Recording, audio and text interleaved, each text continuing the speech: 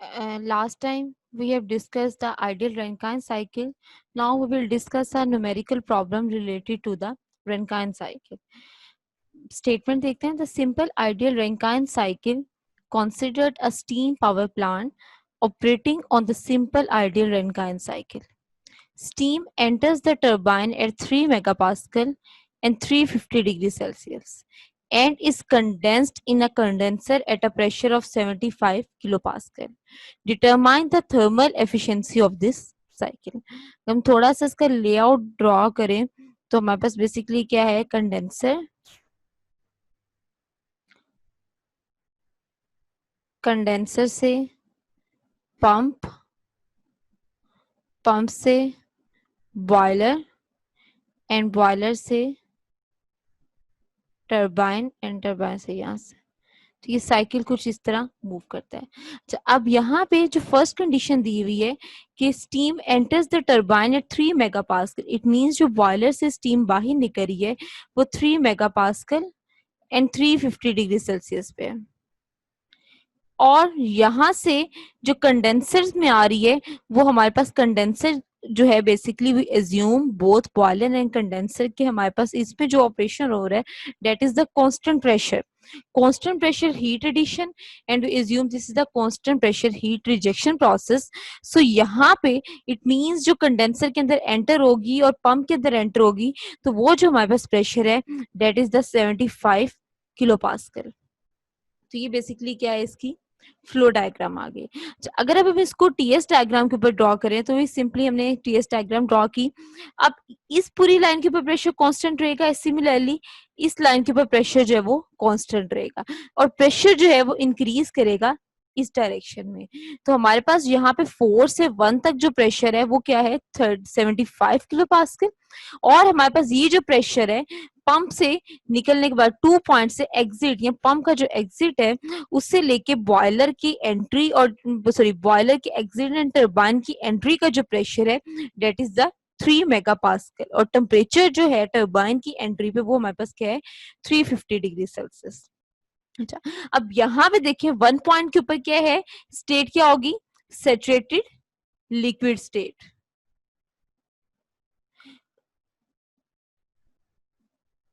और 4 पॉइंट के ऊपर क्या होगा, liquid plus vapour state.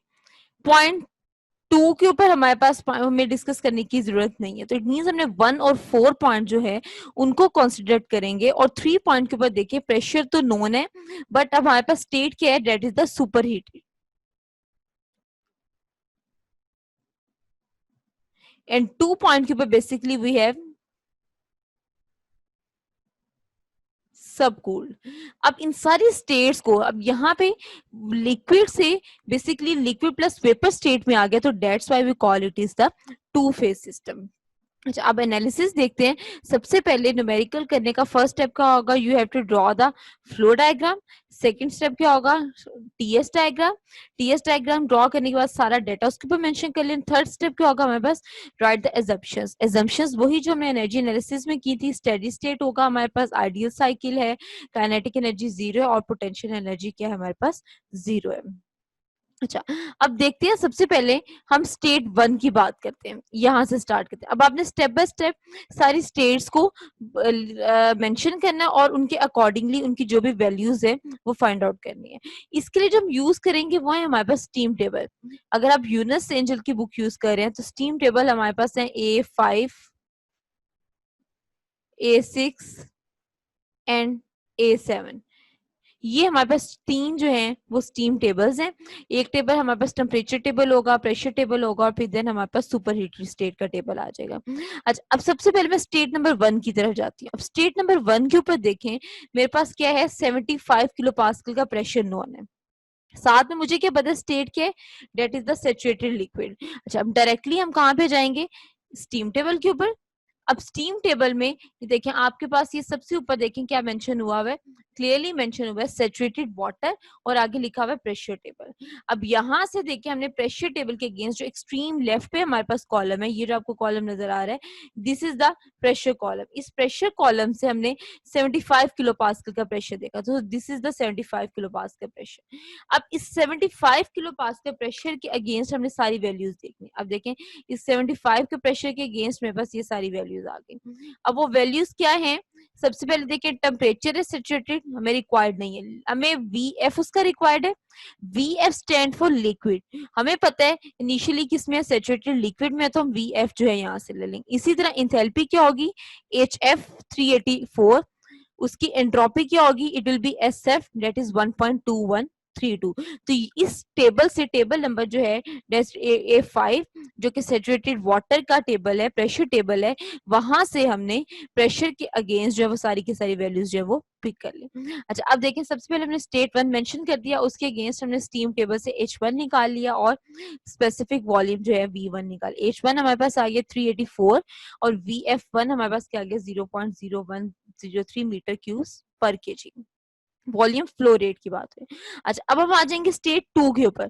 State 2 को भी हमने बात की, that is the sub cool liquid. हमारे पास प्रेशर तो नोन है बट हमारे पास स्टेट क्या है, सब कूल है। अगर हम स्टीम टेबल्स देखें दोबारा से, तो अगर आप स्टीम टेबल खोलो तो आपका स्टीम टेबल में जैसे लेट से आपको दिखाती हूँ, टेबल नंबर A4 जो है हमारे पास, ये देखें वहां पे saturated water temperature table, saturated का है हमारे पास, सब कूल के लिए टेबल नहीं है। इसी तरह हमारे पास जो एक और टेबल है स्टीम टेबल के अंदर, so this is the super heated water, it mean subcool की प्रॉपर्टीज हमारे पास नोन नहीं है। So to calculate the values for the subcool liquid हम क्या करेंगे, वहां से हमारे पास HP2 है pressure that is 3 mega pascal, हमें पता है वहां पे S1 इक्वल टू S2 है। हम क्या करेंगे, पंप का वर्क इनपुट निकाल लेंगे। वो know that work input simply work किसके इक्वल होता है, that is equal to P into V। अब यहाँ पे देखिए हमारे पास प्रेशर में वॉल्यूम कितना है, हमारे पास उसका हमने स्पेसिफिक वॉल्यूम लिखा डेट इज 0.001037 और प्रेशर में जो चेंज आया है हमारे पास that is equal to 300, P2 3000 है हमारे पास और P1 75 है, तो उसके अगेंस्ट हमने ये W पंप निकाले 3.03 किलो जॉल पर केजी। स्पेसिफिक वर्क केजी पर केजी क्या रिप्रेजेंट करें, that is the specific work. अच्छा सो H2 हमारे पास पंप देखें, अगर इसका एनर्जी एनालिसिस करें तो W2 जो है हम बात कर रहे थे हमारे पास किसके इक्वल आ जाएगा, that will be equal to H2 minus H1। अब इसके अंदर देखें H2 W भी हमारे पास नोन है, H1 भी हमने कैलकुलेट किया, so the only unknown is H2। तो यहाँ से हमने H2 की वैल्यू निकाल ली जो कि हमारे पास आ गई 387.47 किलो जॉल पर केजी इंटू केल्विन। अच्छा अब हम आते हैं स्टेट 3 की तरफ। अब स्टेट 3 देखें, ये हमारे पास क्या, that is the super heated state और इस स्टेट में जो हमें नोन है S3 इक्वल टू S4 और प्रेशर हमारे पास कितने हैं, that is the 3 mega pascal और टेम्परेचर हमारे पास क्या है, that is the 350 degree Celsius. It means now we have to move, हमारे पास स्टेट 3 बेसिकली क्या है, स्टेट 2 सब कूल्ड थी और स्टेट 3 हमारे पास क्या है, सुपर हीटेड। अब हमने जो टेबल देखना है, हमारे पास सुपर हीटेड का टेबल है, सैचुरेटेड का टेबल है, सब कूल का टेबल नहीं है। अब हमने टेबल पे जाना है, टेबल नंबर A6 के ऊपर जो कि हमारे पास क्या है, सुपर हीटेड का टेबल है। अब टेबल नंबर A6 ओपन करते हैं, ये देखिए अब ये टेबल नंबर A6 अगर आप देखें उसके ऊपर क्लियरली मेंशन है that is the super heated water. अब यहां से देखें, अब इस टेबल को रीड किस तरह करना है आपने, इस टेबल को रीड करने के लिए हमारे पास दो पैरामीटर हैं, टेम्परेचर एंड प्रेशर। अब सबसे पहले देखें आपके पैरामीटर्स के अंदर जो नोन है, टेम्परेचर कितना होना चाहिए 350 और प्रेशर कितना होना चाहिए 3 मेगा पास्कल। तो हम देखते हैं 350 एंड 3 मेगा पास्कल के कोरोस्पॉन्डिंगली। सो अच्छा ये देखें, अब यहाँ पे सबसे ऊपर क्या मेंशन है, प्रेशर है और आपके एक्सट्रीम लेफ्ट कॉलम के ऊपर टेम्परेचर मेंशन है। ये जो हमारे पास एक्सट्रीम लेफ्ट कॉलम के ऊपर टेम्परेचर है और टॉप के ऊपर प्रेशर मेंशन है। हमने क्या करना है, सबसे पहले 3 मेगा पास्कल का प्रेशर देखना है, देखिए 0.3 0.8। नेक्स्ट टेबल की तरफ जाते हैं, 4 मेगा पास्कल 4.3 नहीं है हमारे पास, देखिए 1 1.4 2। अच्छा ये आ गया हमारे पास 3 मेगा पास्कल का प्रेशर।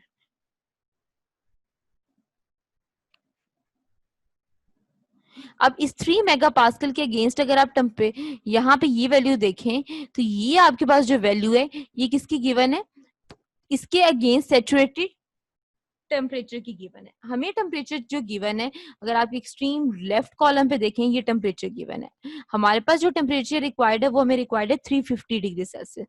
ये टेम्परेचर की वैल्यू हमें रिक्वायर्ड है। 3 मेगा पास्कल का प्रेशर और कोरस्पॉन्डिंगली टेम्परेचर हमने देखना 350 डिग्री सेल्सियस। तो यहाँ से देखें ये सारी की सारी वैल्यूज आ जाएंगी। अब ये देखें ऊपर हमारे पास इसके कोरस्पॉन्डिंगली जो वैल्यूज हैं कौन कौन सी है, हमारे पास स्पेसिफिक वॉल्यूम है, इंटरनल एनर्जी है, इंथैल्पी और एंट्रोपी। तो यहाँ से हमने इंथैल्पी और एंट्रोपी और स्पेसिफिक वॉल्यूम की वैल्यू लिखी तो हमारे पास H3 आ गया 3116.1 और S3 हमारे पास आ गया that is equal to 6.7450 kilo joule पर केजी इंटू केल्विन। अच्छा अब हम जाते हैं स्टेट 4 के ऊपर। अब स्टेट 4 देखें वो कहाँ पे लाई करिए, इन बिटवीन रीजन में, that is the mixture of liquid plus vapour. It means हम S4 जब निकालेंगे तो हमें उसके पहले पता होना चाहिए कि बेसिकली वो 4 पॉइंट लाई कहाँ पे कर रहा है। अब ये 4 पॉइंट लाई कहाँ पे कर रहा है इसका मतलब क्या है, बेसिकली ये हमारे पास है वेपर क्वालिटी। अगर हम थोड़ा सा इसको फर्दर एलेबोरेट करें, हमारे पास ये जो TS डायग्राम है इसके इस पॉइंट के ऊपर 100% वेपर्स है, इस पॉइंट के ऊपर 100% लिक्विड है। इट मींस यहाँ पे जो वेपर्स की क्वालिटी थी 100% लिक्विड होने का क्या मतलब है, वेपर क्वालिटी हमारे पास यहाँ पे क्या थी, बेसिकली यहाँ पे 100% लिक्विड और यहाँ पे हमारे पास 100% वेपर है। इट मींस यहाँ पे वेपर क्वालिटी क्या है 100% और यहाँ पे इसको ड्राइनेस फ्रैक्शन भी कहते हैं। 100% ड्राई हो गया और यहाँ पे 100% वेट है। तो यहाँ से 0 से 1 के बिटवीन जो है हमारे पास एक्स की वैल्यू रहती है। तो हमें अब यहाँ पे लाई कर रहा है तो अब हमने देखना है ये वैल्यू क्या है, इधर 80% है, 90% है, 92 है, वट एवर द वैल्यू। अब हमने सबसे पहले वो वैल्यू जो है वो कैलकुलेट करनी है। अच्छा H4 के ऊपर आ जाए। अब H4 के अंदर जो नॉन पैरामीटर है हमारे पास कि हमारे पास क्या है 75 किलो पास्कल का प्रेशर है और आइसेंट्रोपिक प्रोसेस है। तो S3 किसकी इक्वल आ जाएगा, that will be equal to S4। Again हमने 75 किलो पास्कल का प्रेशर टेम्परेचर टेबल से 75 किलो पास्कल का प्रेशर देखना और उसके कोरस्पॉन्डिंगली हमने SF एंड SFG की वैल्यू फाइंड आउट कर लेनी है। ये फॉर्मूला ऑलरेडी हमने ड्राइव किया हुआ है, S4 is equal to SF plus X4 into SFG at 75 kilo pascal. यहाँ से मेरे पास X की वैल्यू आ गई 88%। अब मैं उस X की वैल्यू को पुट कर दूंगी इस X की वैल्यू के लिए और उसके कोरस्पॉन्डिंगली हम H4 की वैल्यू जो है वो फाइंड आउट कर लेंगे। अच्छा अब देखिए H4 के ऊपर इस 75 के ऊपर हमने किसकी वैल्यूज ली है, HF एंड HFG की। हमें सैचुरेटेड की वैल्यूज नोन थी बट इन बिटवीन जो हमारे पास मिक्सचर है हमें मिक्सचर की वैल्यू नोन नहीं थी। तो उस मिक्सचर की वैल्यूज को फाइंड आउट करने के लिए हमने क्या फाइंड आउट कर लिया, बेसिकली X4 जो है उसको फाइंड आउट कर लिया। अच्छा अब इस X4 के बाद हमारे पास H4 की वैल्यू आ जाएगी। H4 के बाद हमने Q input and Q output similarly heat analysis sorry energy analysis जो क्या था वहां से फाइंड आउट कर लेंगे। और एफिशिएंसी हमें पता है it is equal to 1 minus Q out of Q in. तो एफिशिएंसी हमारे पास जो आ रही है साइकिल की डेट इज 26%। एक और मेथड है एफिशिएंसी फाइंड आउट करने का, that is the simply W net over Q input और हमें पता है W net is equal to W turbine minus W pump. ये हमने ऑलरेडी लास्ट लेक्चर में देखा है कि ये फॉर्मूलाज हमारे पास कहाँ से हैं, अपन फॉर्मूलाज को वहां से देखें और एफिशिएंसी फाइंड आउट करें। तो यहाँ से भी हमारे पास एफिशिएंसी आती है 26%। आल्सो कंप्लीट साइकिल है, चेंज इन इंटरनल एनर्जी क्या हो जाएगा, 0 हो जाएगा। So first law of thermodynamics delta U plus W equal to Q। Delta U मेरे पास 0 है तो W किसके इक्वल आ जाएगा, Q। तो यहाँ से Q W change delta W is equal to delta Q, Q in minus Q out. तो आप इनमें से ये फॉर्मूला यूज कर लें, W नेट का फॉर्मूला यूज कर लें और simply you can find out by using this simpler formula. So the efficiency will remain same, that is about 26%. So ये हमने प्रॉब्लम डिस्कस किया related to the ideal Rankine cycle. Next अब हम देख रहे हैं कि how the ideal Rankine cycle will deviate from the actual Rankine cycle. Thank you.